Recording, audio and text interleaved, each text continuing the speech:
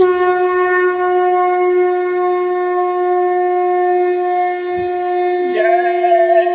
गुरुदेव, जय गुरुदेव। सम्मान करता कौन खरा? अंडा मछली मांस शराब, दिया फकीरों ने संकेत, कब्रिस्तान नहीं है पेट।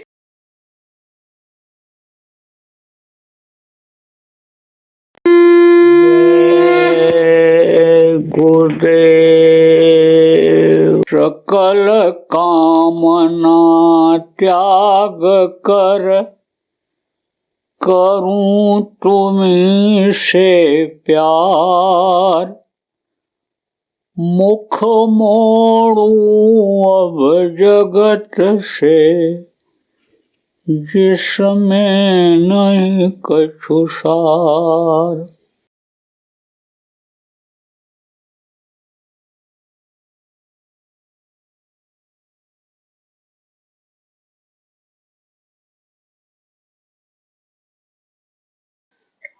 मोटी बात आप ये समझो कि जो गुरु महाराज के नामदानी हो, आप लोग आदेश का करो पालन।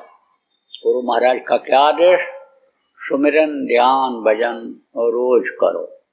अगर इसको आप कर ले जाओ और सुमिरन ठीक से कर ले जाओ, जिनके नाम को लो उनके रूप को याद कर ले जाओ, आप ध्यान लगाने लग जाओ, उसमें आपकी तरक्की हो जाए, आपको आवाज अंदर में मिलने लग जाए, भजन करने लग जाओ, आप आवाज मिलने लग जाए उनकी, ऊपरी लोगों की, तो फिर कोई जरूरत नहीं कि सेवा करो, भाग दौड़ करो, कुछ जरूरत नहीं है।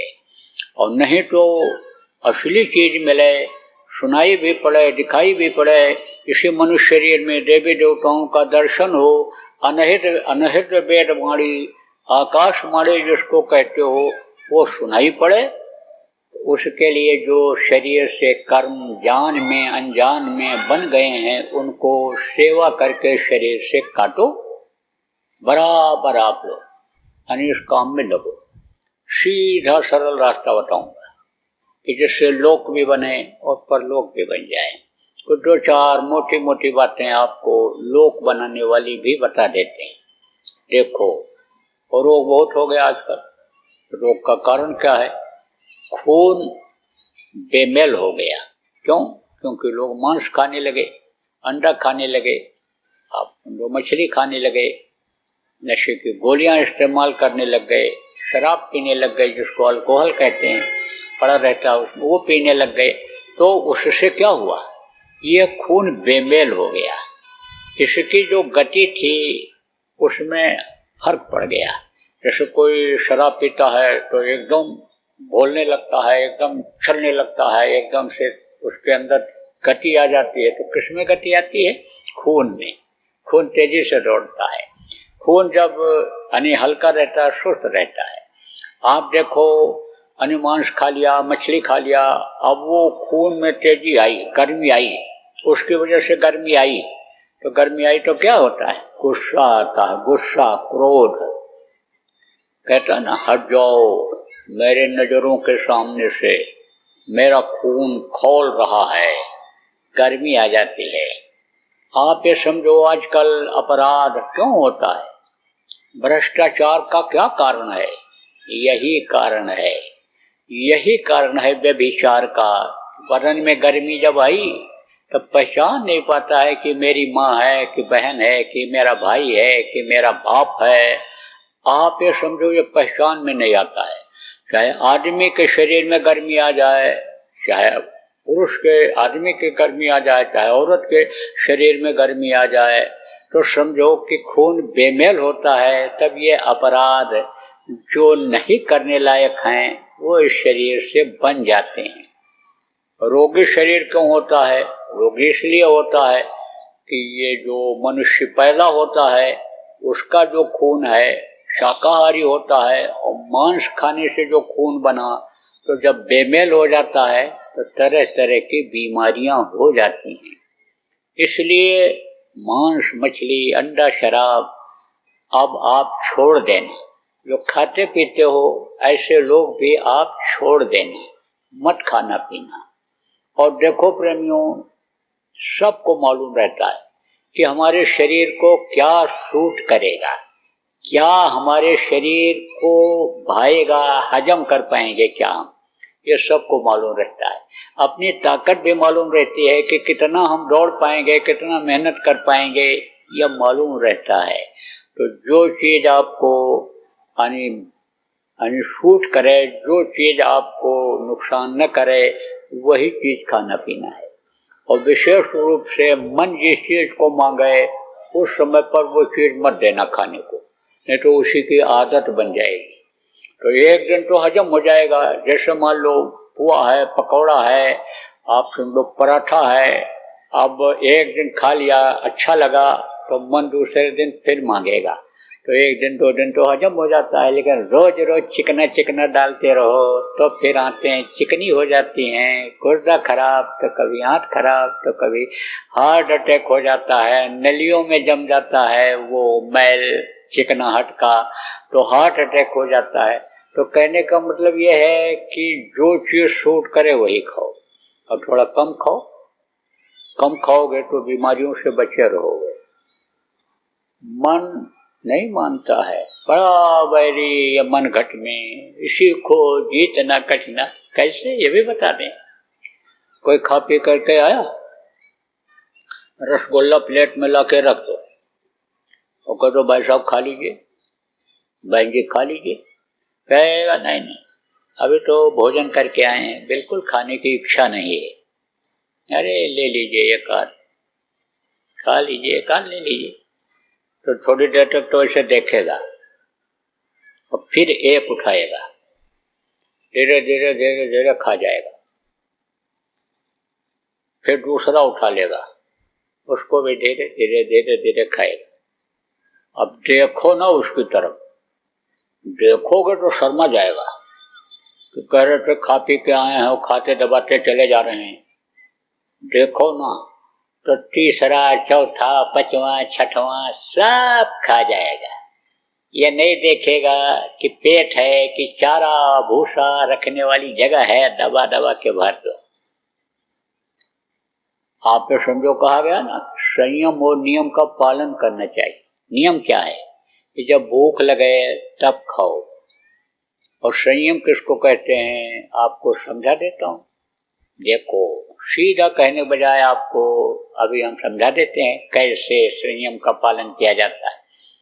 देखो, कुत्ता होता है, नियम संयम दोनों का पालन करता है। बढ़िया से बढ़िया चीज खा पी करके कुत्ता आया है, उसके सामने डाल दो, सूंघ करके छोड़ देता है।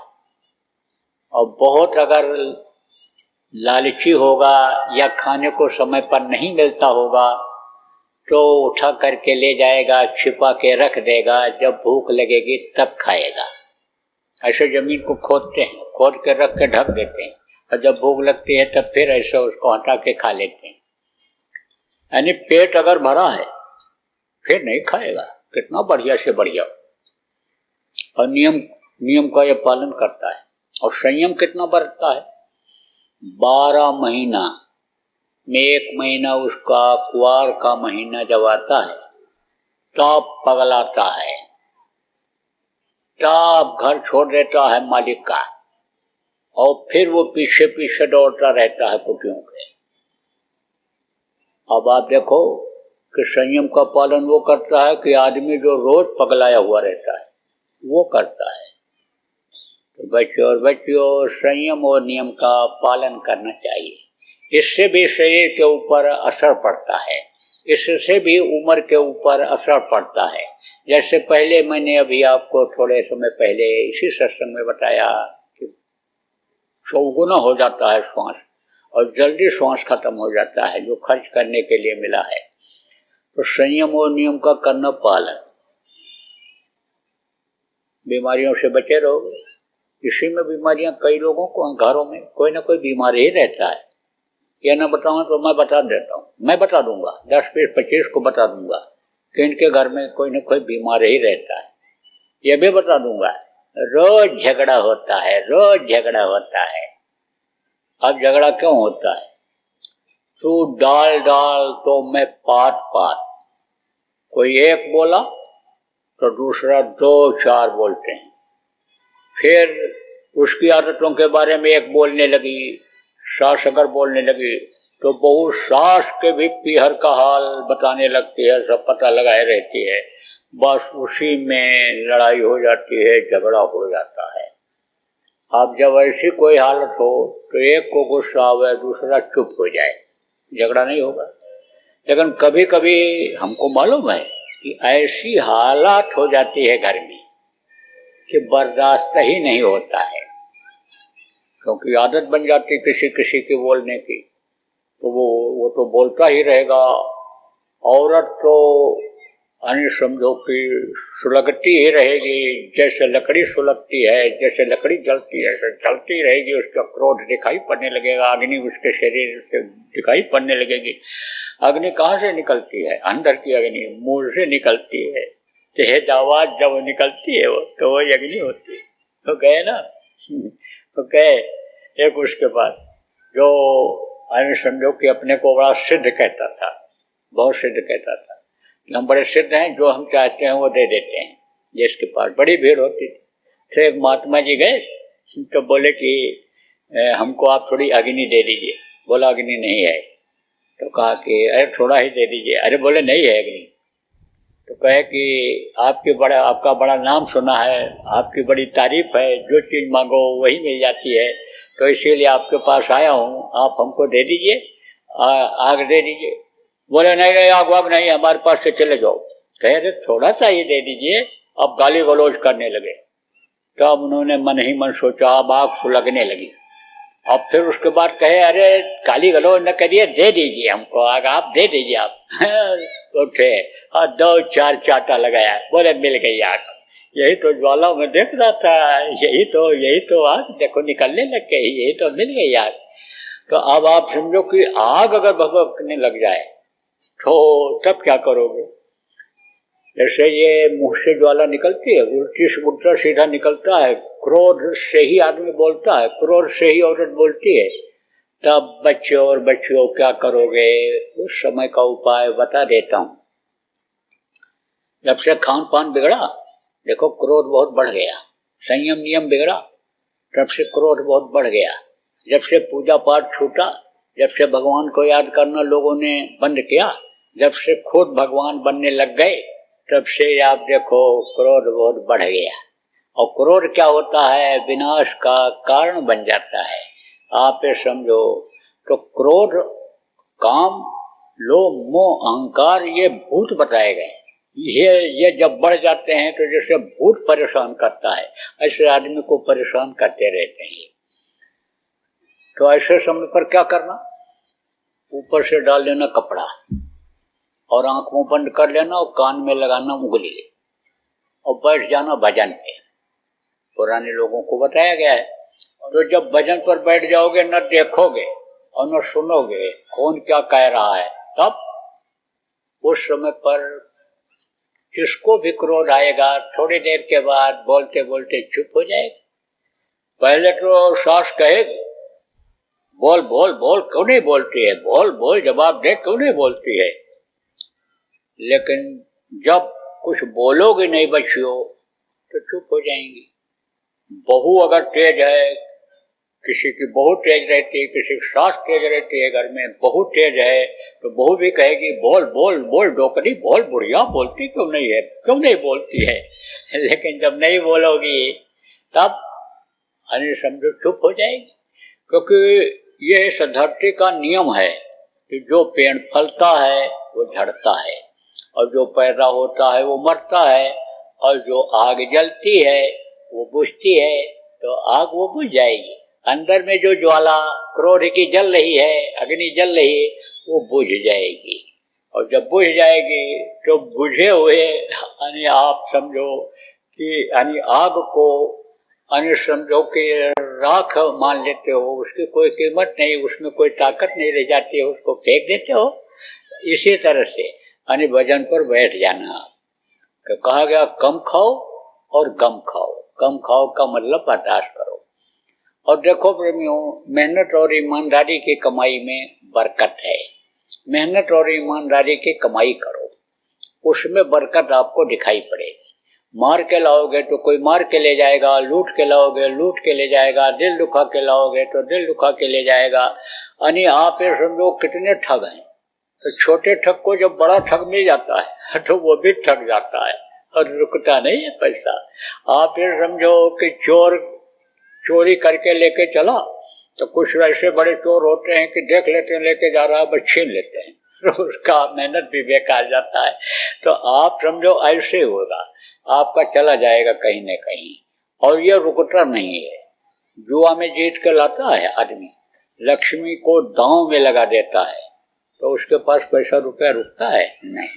लेकिन जो पसीना बहा करके लाता है, जो खून को जला करके लाता है, मेहनत करके लाता है, उसके पास रुपया पैसा रुकता है। जो जहां भी लगता है वहीं बरकत होती है। लड़का लगा, लड़के के ऊपर लगा तो लड़का बढ़िया ईमानदार अधिकारी बन गया पढ़ लिख करके। आप ये समझो देश के काम आने वाला बन गया। मकान घर जहाँ भी लगा वहीं पर कामयाबी रही है। इसलिए मेहनत और ईमानदारी की कमाई करो, बुराइयों से दूर रहो, बुरे कर्म से हमेशा दूर रहो, बुरे का साथ मत करो, क्योंकि साथ का असर होता है। बराबर अगर बुरे के साथ रहोगे तो किसी न किसी दिन मन ये बुरा हो जाएगा। आप बुरे भी हो, अच्छे के साथ बैठने लग जाओ, अच्छे के पास बैठने लग जाओ तो उसकी अच्छाई आपके ऊपर आ जाएगी। तो अच्छे का आप साथ करो। हो सकता है तो किसी की मदद कर दो, बुरा मत चाहो। कोई भूखा दुखा आ जाए दरवाजे पर, आप उसको एक रोटी खिला दो, पानी पिला दो। ये आपके गृहस्थ का धर्म है। लालच करोगे तभी ठगोगे। लालच अगर नहीं करोगे तो आपके मेहनत का कोई ले नहीं जा पाएगा।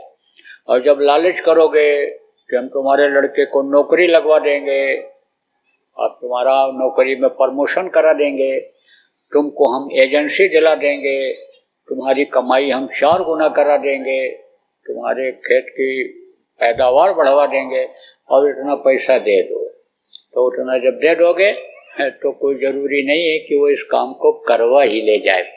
और आजकल ठगी में ज्यादा लोग फंस जाते हैं लालच में। इसलिए लालच ज्यादा आप मत करो। आप मेहनत करो, अपने मेहनत पर भरोसा रखो और गुरु महाराज पर आप भरोसा रखो प्रेमी। अगर दुनियादारों को तीसरे दिन भोजन मिलेगा तो आपको रोज मिलेगा। ये विश्वास करो, आप गुरु पर विश्वास करो। आप तो आप यानी समझो कि अब उन चीजों को छोड़ो, उन चीजों को भूलो जिसमें आप फंसे हुए थे। और देखो, लड़का लड़की बड़े हो जाएं तो शादी ब्याह कर दो उनका, पूछने की हमसे जरूरत नहीं है। आपको घर बनाना है तो आप घर बना लो, घर खरीदना है तो नया खरीदो, मुहूर्त कब करना है पूछने की जरूरत नहीं है, शादी ब्याह के लिए अब पूछने की जरूरत नहीं है।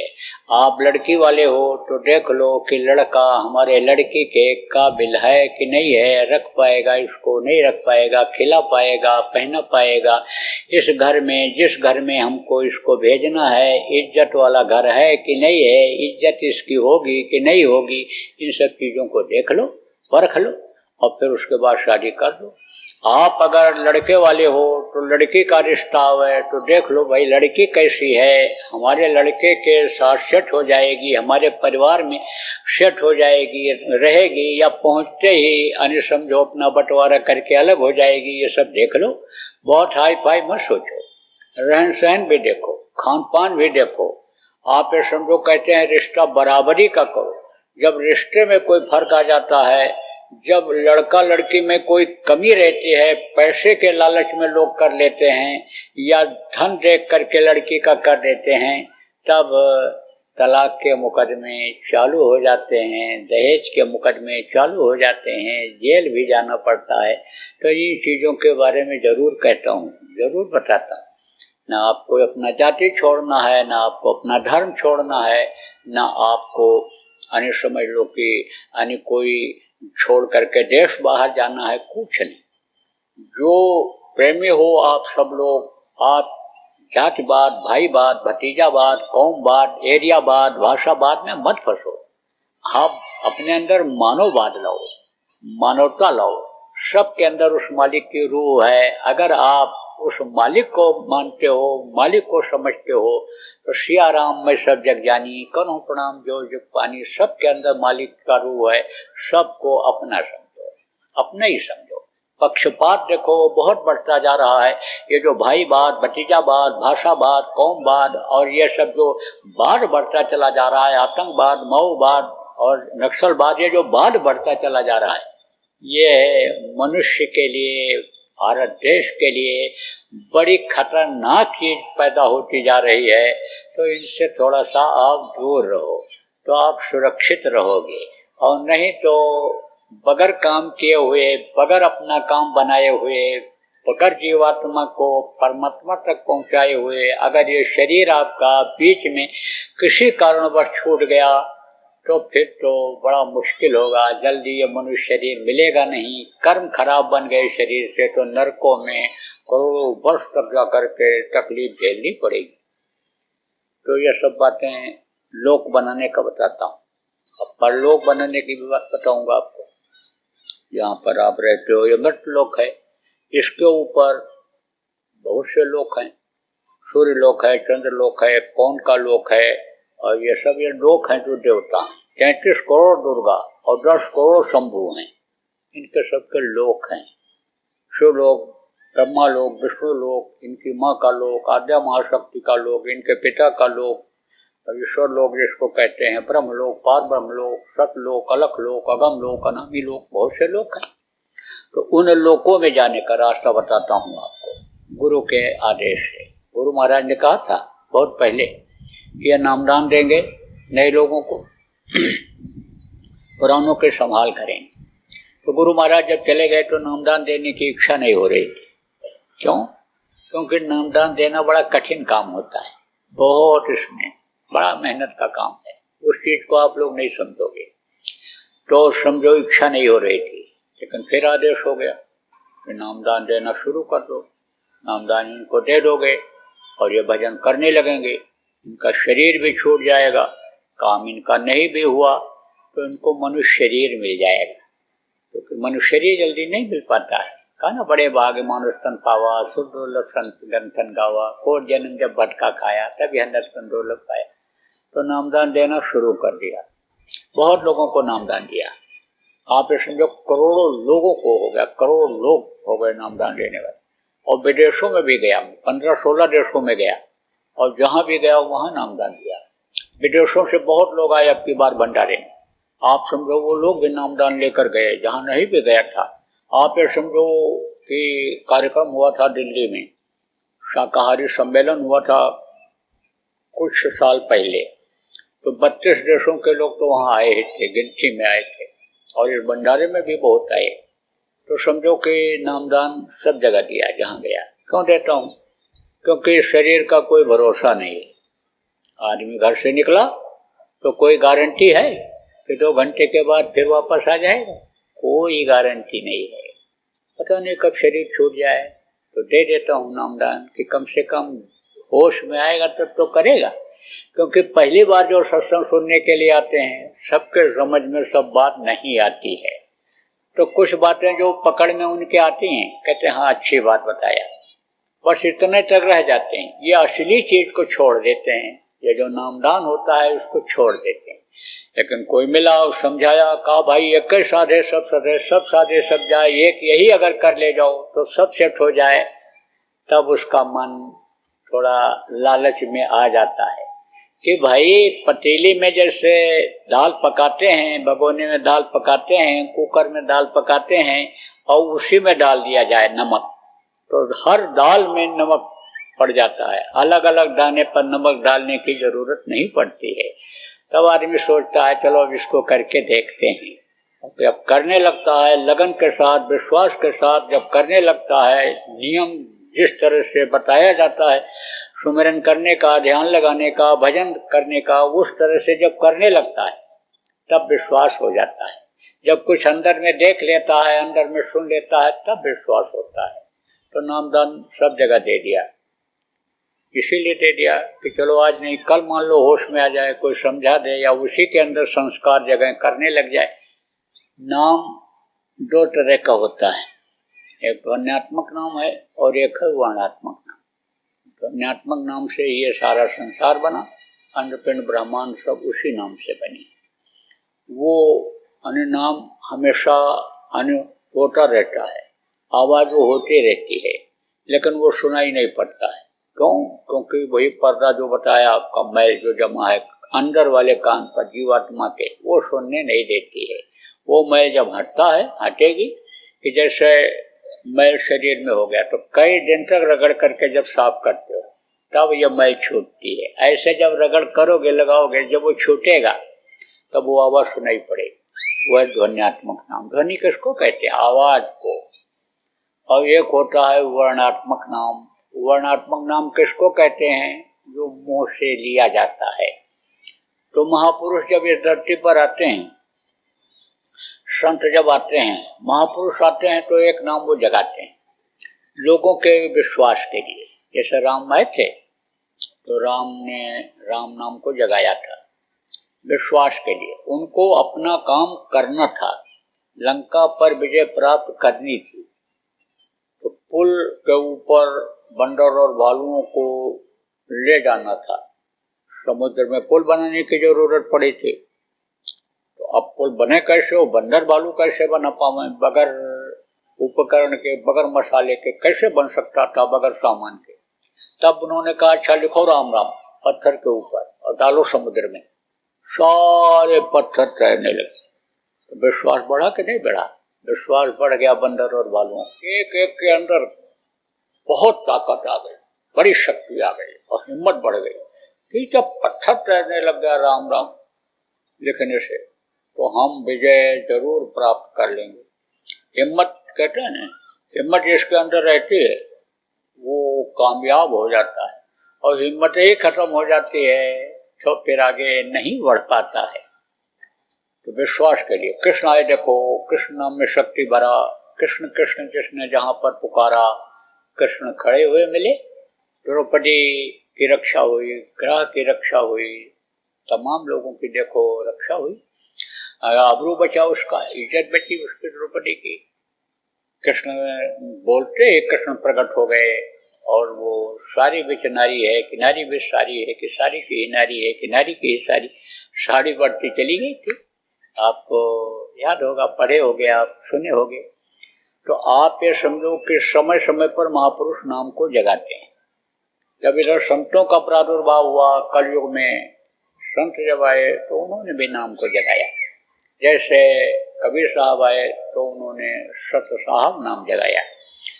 अब आप समझो कि ये जो 5 नाम आपको बताऊंगा, वही नाम कबीर साहब ने भी लोगों को बताया था। पंच शब्द निर्माइल बाजे, उन्होंने कहा। ये जो आवाज है 5 नामों की वो लगातार सुनाई पड़ती रहती है अंदर। अब बहुत से लोग कबीर साहब को मानते हैं, कबीर साहब के भक्त हैं, लेकिन वो ये कहते हैं कि सत साहब नाम से ही हमारा उद्धार हो जाएगा। जैसे इस समय पर बहुत से लोग कहते हैं कि केवल जय गुरुदेव नाम का जाप करो, जय गुरुदेव नाम से उद्धार हो जाएगा। अब आप ये समझो, अगर वर्णात्मक नाम से ही उद्धार होने को होता तो 5 नाम ये क्यों बताते? आपको समझने की जरूरत है कि 5 नाम का सुमिरन करे, संत कहें तब बहुत से तरह, तभी इससे छुटकारा मिल सकता है।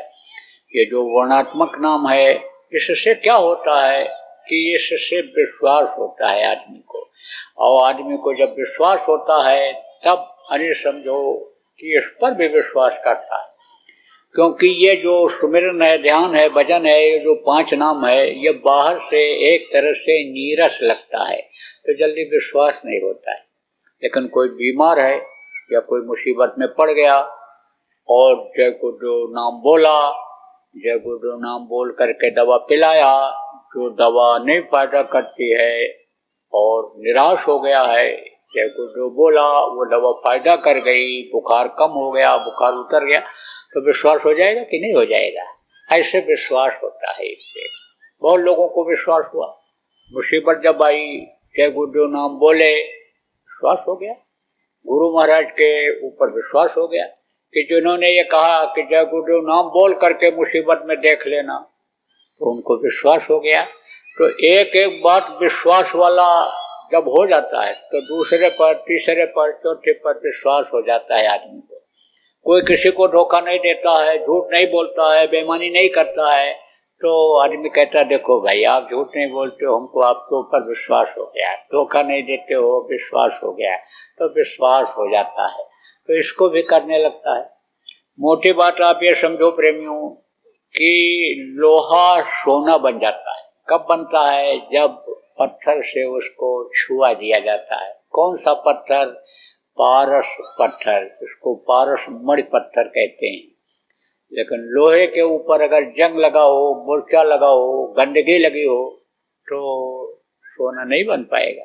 तो गंदगी पहले साफ की जाती है और फिर पत्थर से छुआया जाता है, तब लोहा सोना बनता है। ऐसे ये जो गंदगी है अंदर में जमा है जीवात्मा के ऊपर, ये जय गुरुदेव नाम के ध्वनि बराबर बोलते रहने से सफाई होती है कर्मों की, इससे मन लगता है, तकलीफें तो दूर होती होती हैं। जिन लोगों को बताया गया कि घर में किसी भी प्रकार की तकलीफ रहती हो, चाहे सत्संगी हो चाहे गैर सत्संगी हो, शाकाहारी नशा मुक्त रह करके 1 घंटा सुबह शाम जय गुरुदेव नाम की ध्वनि बोलो और परिवार वालों को बुलवाओ, तो धीरे धीरे घर की तकलीफ चली जाती है, धीरे धीरे जाती है। क्योंकि तकलीफ एक दिन आई तो दूसरे दिन चली जाती है। दस्त बहुत होने लग गया तो एक खुराक दवाई खा लो तो ठीक हो जाता है। लेकिन बार बार दस्त आता है, खाओ तो ऐसे दस्त के लिए भागो, पेट बधे ही नहीं, पतली ही लेटन हो, बहुत दिनों से हो, तो वो उसको क्या कहते हैं? संग्रहणी। तो संग्रहणी में अन्य समझो कि देर लगता है। तो जो बहुत दिनों के कर्म हैं एक दिन बोलने से कैसे कटेंगे, इसलिए बार बार बोलना पड़ता है, बराबर रट लगाना पड़ता है, तब ये कर्म कटते हैं, तब तकलीफ जाती है। तो जो लोग लगातार जय गुरुदेव नाम के ध्वनि घर में बोलने लग गए, परिवार वालों को बुलवाने लग गए, ध्यान भजन करने लग गए, ध्यान भजन कराने लग गए, आप ये समझो कि थोड़ी बहुत अन्य दवा से, थोड़ी बहुत युक्ति से उनको आराम मिल गया। आप ये समझो कुछ लोगों की तकलीफें चली भी गईं। तो इसलिए आपको याद दिलाता हूं कि आप लोग अगर नहीं बोलते हो, भूल गए हो पुराने लोग, तो आप शुरू कर दो, और नए लोग जो आप आए हो आप सीख लो कि कैसे बोलोगे, कैसे लोगों को घर में बुलवाओगे आप नाम ध्वनि जय गुरुदेव नाम की। जय गुरुदेव जय गुरुदेव जय गुरुदेव जय जय गुरुदेव।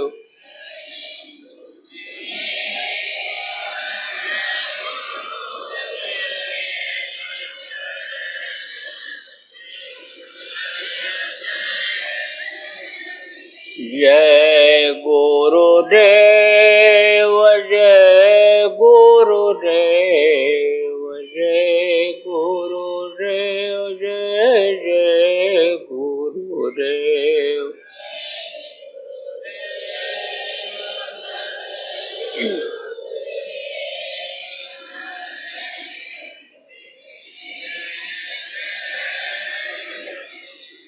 इसी तरह से नाम ध्वनि बोलना है और लोगों को बुलवाना है। तो ये तो रहा वर्णात्मक नाम, मुंह से लेने वाला नाम गुरु महाराज ने जगाया था, और इसमें ताकत अब भी है, कुछ दिन तक ये ताकत रहेगी, जब तक दूसरा नाम नहीं उतरेगा, नहीं आदेश होगा, तब तक ये नाम काम करेगा। जय गुरुदेव नाम। जय गुरुदेव। अभी आपने बाबा उमाकांत जी महाराज के सत्संग को सुना। बाबा जी अन्य किसी से चंदा न लेकर अपने प्रेमियों के सहयोग से देश विदेश में तमाम जनहित के काम करते हुए सभी तरह की तकलीफ़ों को दूर करने व प्रभु के मिलने का उपाय बताते हैं। आप इस जीवन के इस बचे हुए समय में समय निकालकर बाबा जी से जरूर मिलिएगा। आपके सुझाव के लिए व्हाट्सएप नंबर 9575600700। जय गुरुदेव। जय गुरुदेव।